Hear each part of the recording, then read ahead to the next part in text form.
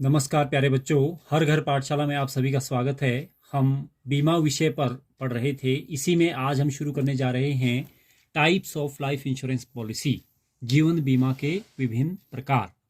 इसमें सबसे पहले है होल लाइफ इंश्योरेंस पॉलिसी, आजीवन बीमा policy. When such types of policy is to be taken by the person, then he will pay a small amount as a premium for longer period of time, and after a fixed period of time he will receive the lump sum amount from the insurance policy, insurance against the insurance policy from the insurance company.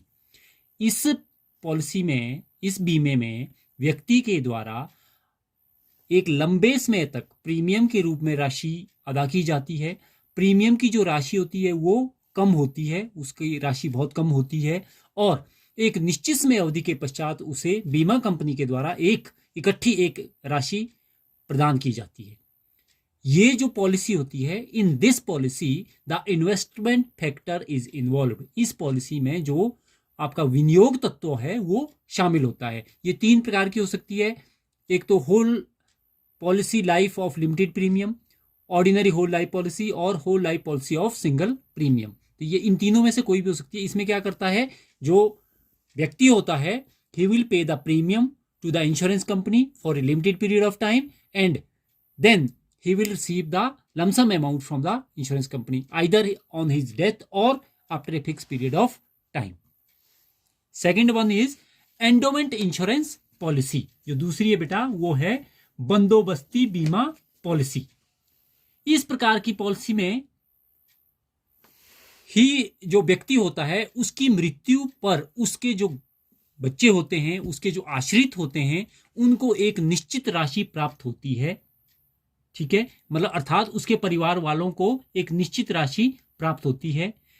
अगर उसकी death ना हो तो वो राशि उसे स्वयं प्राप्त हो जाती है। जो एंडोमेंट लाइफ पॉलिसी है, इसको मैक्सिमम यूज में आजकल ये चलती भी, प्रोमिनेंट भी है। Under this policy what is there, the person will pay the premium to the insurance company and for a fix period of time again, and if there is a death, accidental death या any death, then the double amount is to be paid to him by the insurance company, right? If he is alive, then the actual amount for which he has taken the policy, that is to be paid to him by the insurance company. इस policy में व्यक्ति को insurance company के द्वारा अगर उसकी अकाल मृत्यु हो जाती है या मध्य में उसकी मृत्यु हो जाती है, तो जितनी पॉलिसी उसने रखी है, जितनी राशि की उसने बीमा करवा रखा है, उसके डबल, उसकी दोगुनी राशि उसके आश्रितों को प्राप्त होगी। और अगर वो जीवित रहता है तो जितने अमाउंट की उसने इंश्योरेंस पॉलिसी करवा रखी है उतनी राशि उसे इंश्योरेंस कंपनी के द्वारा अदा की जाएगी। It is also of 3 types. इसके अलग अलग 3 टाइप्स दिए गए हैं, ऑर्डिनरी, डबल और डेफर्ड एंडोमेंट लाइफ पॉलिसी। इसके बाद अब अगले हम जो शुरू करने जा रहे हैं वो है फायर इंश्योरेंस। इसमें मैंने आपको पहले भी बताया था कि this is the insurance policy which is taken against the fire, loss caused by fire for any assets. This insurance policy is to be taken. In fire insurance policy there is only one factor, that is only protection element. यहां पर जो आपका investment element होता है that is not involve. It means if there is a loss you will receive the compensation amount, if there is no loss you will not receive the any amount from the insurance company. And second, fire insurance is to be taken for a fixed period of time which is maximum for 1 year. जो आपका अग्नि बीमा होता है बेटा, अग्नि बीमा अग्नि से होने वाली क्षति की क्षतिपूर्ति हेतु किया जाता है। और इस बीमे में जो बीमित व्यक्ति होता है वो तभी राशि प्राप्त करता है अगर उसकी संपत्ति की क्षति हो जाती है अग्नि के द्वारा एक निश्चित समय अवधि के अंदर। अगर उसकी हानि नहीं होती है उस समय अवधि के अंदर तो उसको कोई भी राशि प्राप्त नहीं होती है। जो आपका अग्नि बीमा होता है इसमें केवल सुरक्षा तत्व ही शामिल होता है, इसमें निवेश तत्व शामिल नहीं होता है। और ये एक निश्चित समय अवधि के लिए की जाती है जो कि अधिकतम 1 वर्ष की अवधि होती है। ठीक है, आया समझ में? नेक्स्ट है बेटा nature of fire insurance policy. कि जो आपके अग्नि बीमा होता है उसकी क्या क्या प्रकृतियां होती है। First is return contract. When ever there is a fire insurance you have to taken, it will always in written form. You have to write a contract with the insurance company.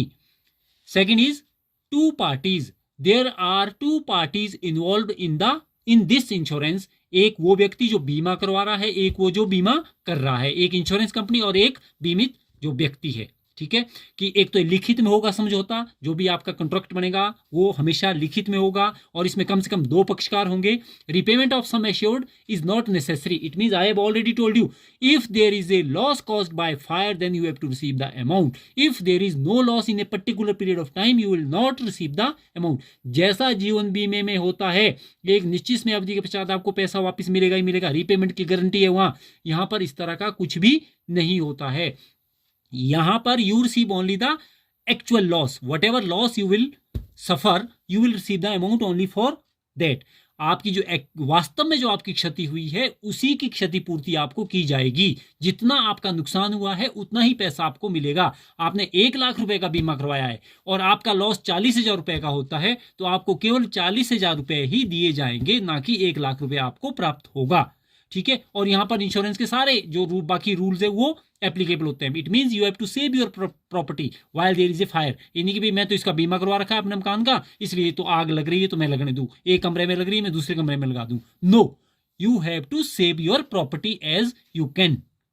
Third is period of insurance. I have already explained this point with you that the period for the insurance is fixed and it is only for 1 year, maximum for 1 year. इसकी जो अवधि होती है वो अधिकतम 1 वर्ष की होती है। उसके पश्चात आपको दोबारा से री इंश्योरेंस आपको करनी पड़ती है, पुनः आपको उसका बीमा लेना पड़ता है, क्योंकि जो पिछला कॉन्ट्रैक्ट होता है आपका वो समाप्त हो जाता है। इस अवधि के अंदर अगर आपका लॉस होता है then you will receive the compensation amount. It is a contract of indemnity. ये जो कॉन्ट्रैक्ट होता है ये इंडेमिनिटी वाला कॉन्ट्रैक्ट होता है।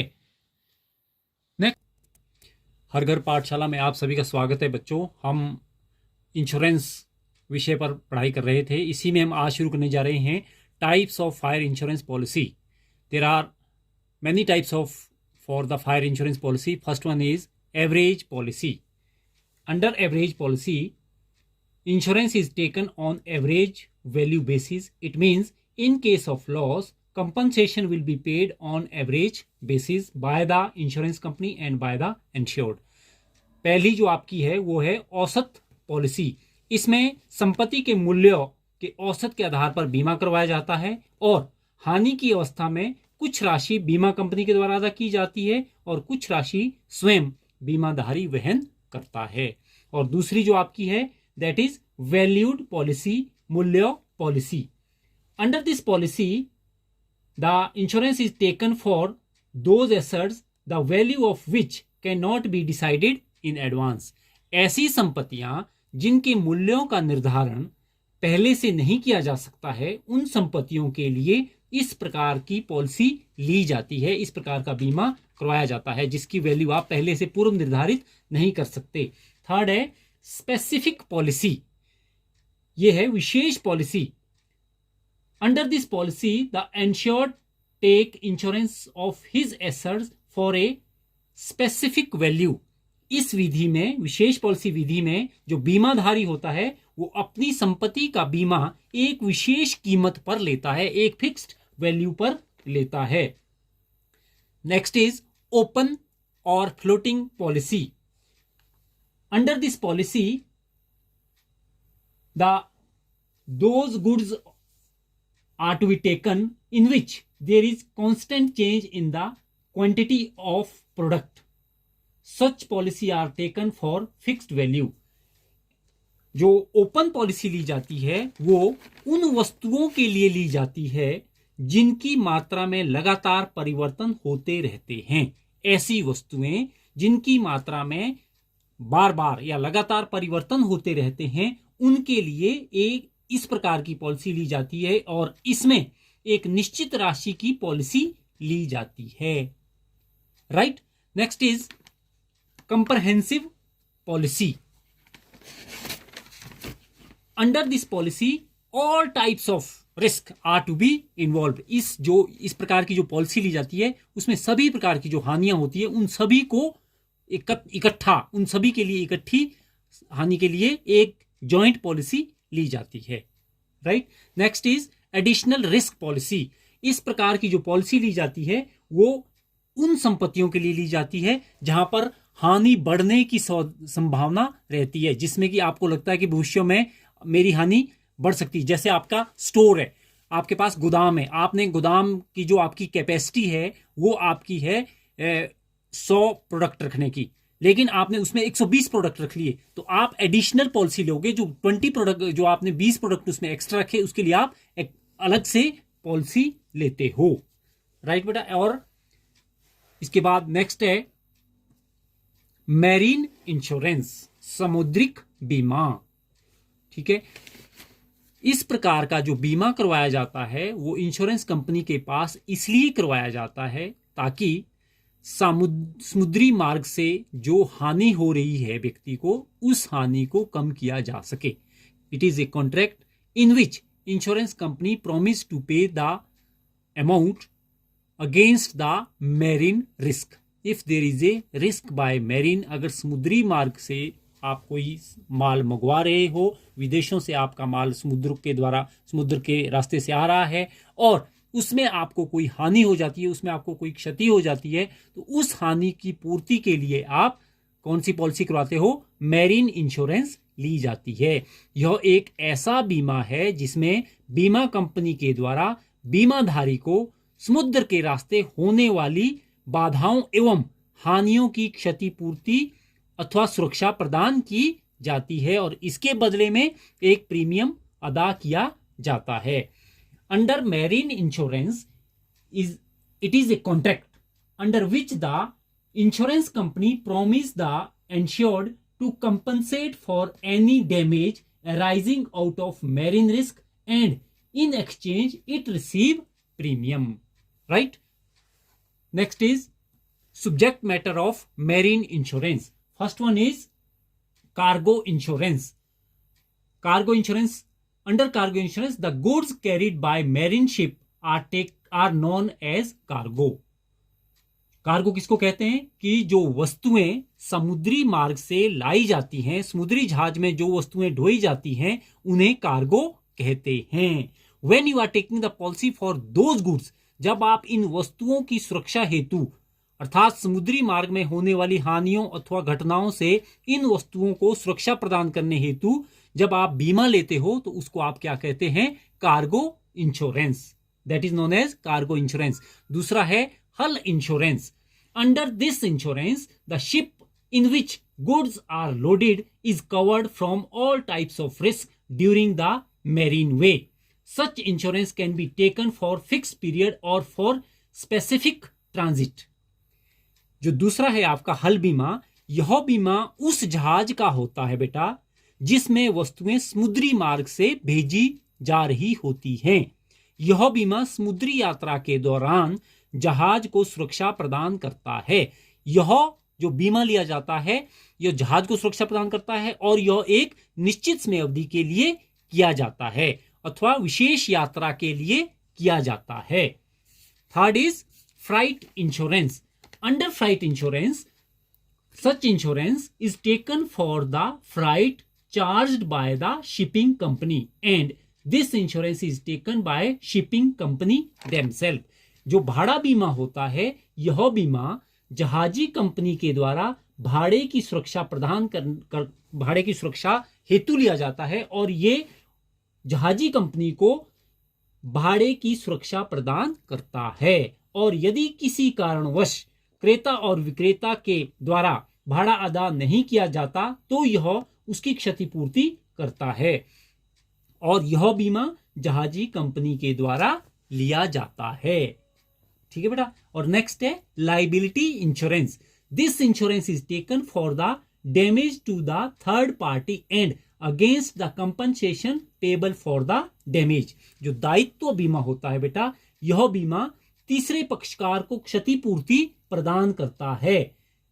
ठीक है। और यह तीसरे पक्षकार को जो आपके दायित्व होते हैं उसके लिए लिया जाता है। यह बीमा भी जहाजी कंपनी के द्वारा किया जाता है। नेक्स्ट है प्रिंसिपल्स ऑफ मैरीन इंश्योरेंस। जो आपके मैरीन इंश्योरेंस पर कौन कौन से प्रिंसिपल एप्लीकेबल होते हैं? Two principles are applicable there. First is insurable interest. It means the insurance जो आप ले रहे हैं मैरीन में, उसमें आपका हित होना चाहिए, इंश्योरेबल इंटरेस्ट होना चाहिए। ये हमने एक्सप्लेन किया है पहले ही, मैंने आपको ये प्रिंसिपल बिल्कुल आपको एक्सप्लेन किया है कि insurable interest means you must have the interest on the property और the person for which you are taking the insurance. And second is principles of implied warranties. It means कि भी जो इसमें सेव है, you have to save your property. ठीक है, ये दो तरह के आपके जो अनुबंध है वो यहां पर लागू होते हैं। ये दोनों अनुबंध यहां पर लागू होते हैं। किसमें? मैरीन इंश्योरेंस में ये दोनों अनुबंध लागू होते हैं। Last on this lesson is difference between life insurance policy and general insurance policy. बेटा, I have given you the basis for the difference. On the basis of these differences you have to explain this, and this is also given on your book also, but you have to do this on yourself. क्योंकि हमने पूरा life insurance के बारे में, life insurance के बारे में, general insurance के बारे में पढ़ लिया है। इसके बाद भी इसके बेसिस आपको दिए गए हैं। इन बेसिस के आधार पर आपने लाइफ इंश्योरेंस और जनरल इंश्योरेंस में